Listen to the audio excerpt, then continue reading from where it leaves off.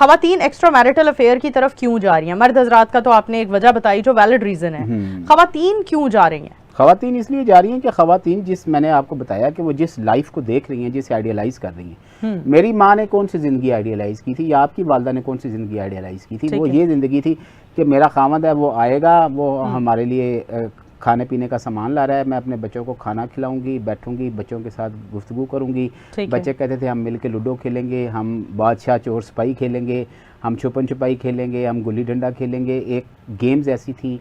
अब जो हमारी जो ये वाली जो नस्ल है जो ये कह रही है, जो खवातीन है, इनकी होप्स क्या हैं कि मेरा खामद ऐसा होगा, उसके पास जो है वो होंडा अकॉर्ड होगी, उसके पास जो है वो लैंड क्रूज़र होनी चाहिए, उसके पास घर जो है वो ऐसा होना चाहिए। मेरे घर में एसी क्यों नहीं है? मेरी तो गलत जगह पे शादी हो गई है, मैं तो इससे बेहतर ज़िंदगी डिज़र्व करती हूँ।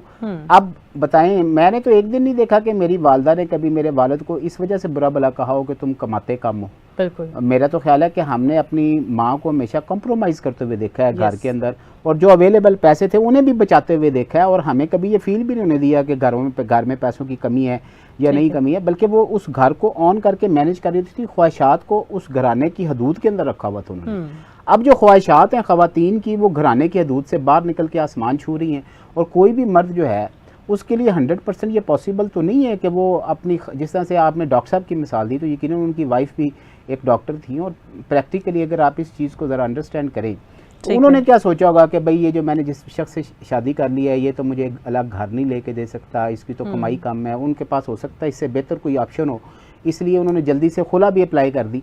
लेकिन देखें आप कॉम्प्रोमाइज़ किधर चला गया, वो माएँ किधर चली गई हैं जो कॉम्प्रोमाइज़ करती थी। तो जब कॉम्प्रोमाइज़ नहीं होगा तो फिर एक्स्ट्रा मैरिटल अफेयर तो होगा। यानी हम यही कह सकते हैं कि अब खवातीन, पहले हमारी माएँ देखा करते थे, हम हमारी दादियाँ, हमारी नानियाँ, चची, ताई, हर औरत को हम कॉम्प्रोमाइज़ करता देखते थे, लेकिन आज के दौर में हम देख रहे हैं खवातीन ने कॉम्प्रोमाइज़ करना छोड़ दिया है। कह सकते हैं बड़ी वजह कॉम्प्रोमाइज़ ना करना, एक बड़ी वजह बढ़ती शरह में, बढ़ती शरह, जो तलाक की बढ़ती शरह में सबसे बड़ी वजह ही कॉम्प्रोमाइज़ ना करना है। वरना बहुत सारे रिश्ते ऐसे चल जाते हैं। मेरे साथ जब कपल्स जब काउंसलिंग करते हैं, अब कुछ दिन पहले जर्मनी से एक कपल जो था उसने मेरे से रब्ता किया। वो मियाँ बीवी जो थे वो एक वीडियो कॉल पे लाइन पे थे, और मैंने जो खामन था उसने सबसे पहले बात की। उसने कहा कि मुझे अपनी बीवी पे ये एतराज़ है कि ये मुझे गालियाँ बहुत ज़्यादा देती है, और उसने मुझे कहा कि ये मुझसे शदीद नफ़रत करती है और हमारा एक बच्चा भी है।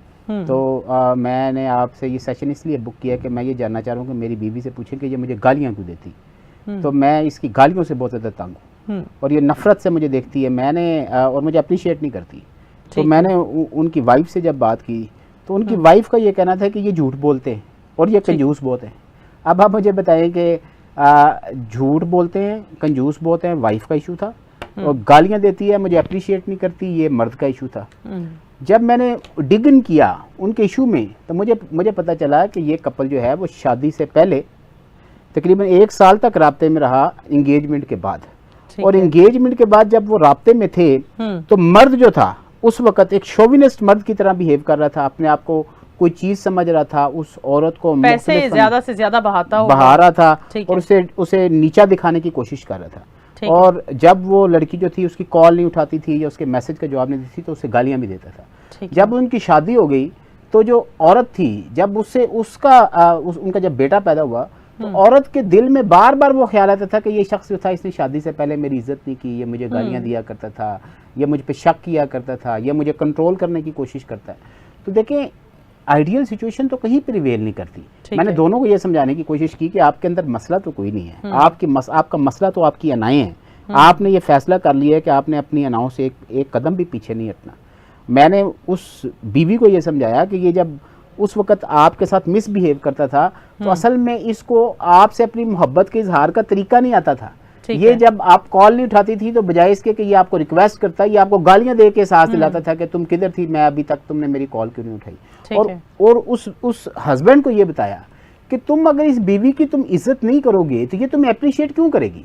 मैं समझता हूँ कि दोनों के साथ जब मेरी गुफ्तगू हुई अल्हम्दुलिल्लाह दोनों ने अपनी गलतियों को तस्लीम किया, नाउ दे आर हैप्पी। सवाल ये है कि कॉम्प्रोमाइज के बगैर दुनिया का कौन सा रिश्ता, हम एक दिन में कितने कॉम्प्रोमाइज करते हैं। ठीक है, तो रिश्ते में कॉम्प्रोमाइज क्यों नहीं, क्यों आइडियलिज्म, क्यों परफेक्शनिज्म।